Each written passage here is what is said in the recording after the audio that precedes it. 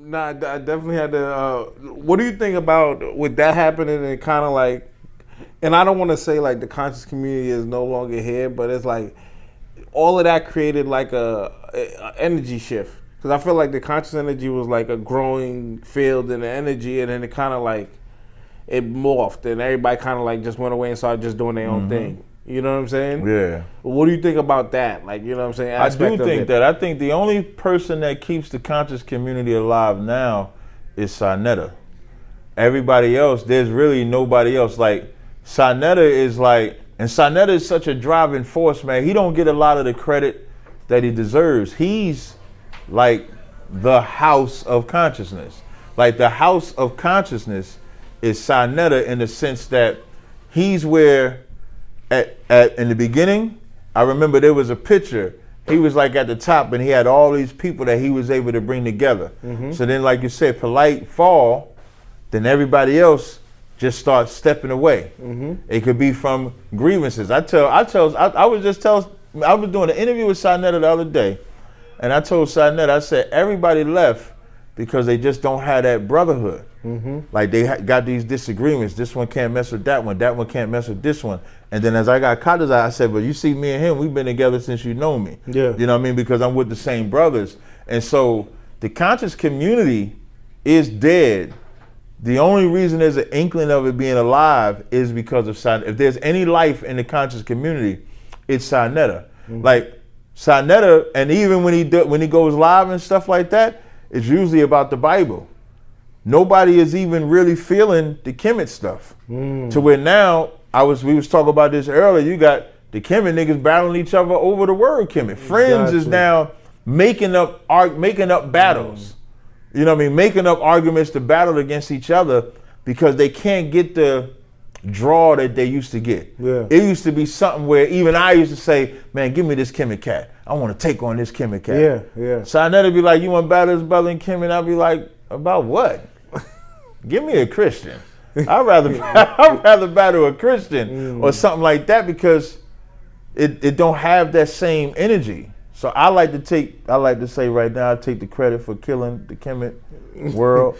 You did that? you put the big boot? Yeah, I put the big boot stomp and knocked them all out the box. So, but I mean, and now from an Israelite side, it's a good thing that Kemet is not there. But from the conscious side, it should be something where we should be able to bring some type of energy back because I do need an opponent to fight. So if it ain't Kemet and it's something else that's good, because you need an enemy. Yeah, and you know, one thing I liked about the conscious community, it was a meeting of ideas and minds. So we didn't have to all agree or be on the same situation, but to see all of these black faces coming together to debate and still be positivity and learn from each other. I thought that was the magic of the whole situation. Real talk. That's real talk. When, you know, as you've grown in your ranks, like with what you do, becoming captain, ISUPK, and everything like that, what's the responsibilities that you continue to have to deal with? Because like you said, you're continuously debating. You're a public figure now. The world knows who you are. So from arguing with whack 100s and things like that, what is it you feel like is your responsibility as the leader, as one of the leaders? My responsibility is to never disobey an order. That would say first, and to follow orders. So when rising up in ranks means you get more responsibility within the terms of running different zones. So I used to be in charge of a lot of zones. I was in charge of like Cali, parts of Florida, but Cali is now built up. I don't have to be in charge of Cali, but I'm in charge of New York, New Jersey, Connecticut, and Massachusetts currently. Wow. So I'm in charge of that. So now that means, that's why I told you I was in Buffalo just Sunday. You know what I mean? So that means going to these places, being in charge of these men, managing these men, building these men, making sure that these men know how to handle themselves when they go out there in the street, because if they don't, it falls on me. Just like if I didn't, it falls on who was in charge of me. So those are the responsibilities that I currently have in that realm. And then just continuing to push the truth. Like being able to accept the public figure part, I tiptoed in it because I didn't want to become like egotistical. Like when I was coming up. Now I'm not talking about not having an ego. I got an ego. Yeah, I got one. You don't become who you are without one. That's right. Like Beyonce got a big ego. You know what I mean? Shout out to her. So, but what I do mean is that watching when I started this dialogue, I was saying like the lessons that we had from people before us. Mm-hmm. So like you made a point to say like my OGs or my generals let me do this. Yes. When I think of that, it takes me back in the 60s with the Nation of Islam. Malcolm was rising up in power, and a lot of people envied him for that. You know what I mean? It then turned him and Elijah. Mm-hmm. And then Malcolm was egotistical to where when he disobeyed that order, he didn't want to sit down. Imagine, I ain't no Muslim or nothing, right? Mm-hmm. But imagine if they give Malcolm that order and he sits down and then waits until he can come back. Mm-hmm. He might still be alive today. I agree. The nation might have never split. Who knows where they might be if he obeyed that order.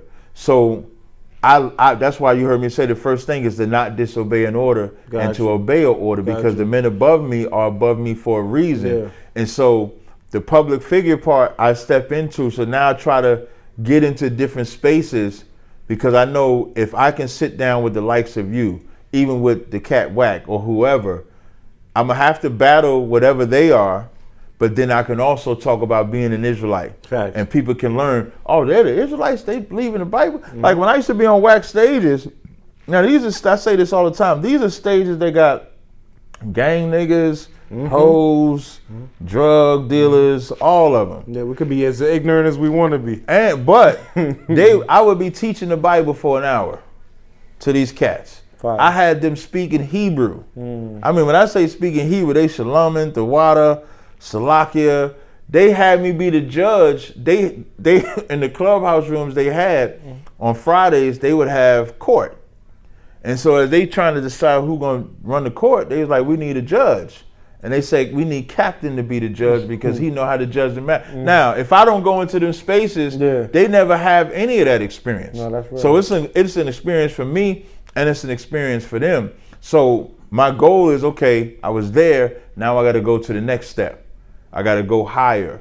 I can't stop in one space. It's just like a business. So if I have my business and I'm selling my butters and oils, I ain't just trying to sell here.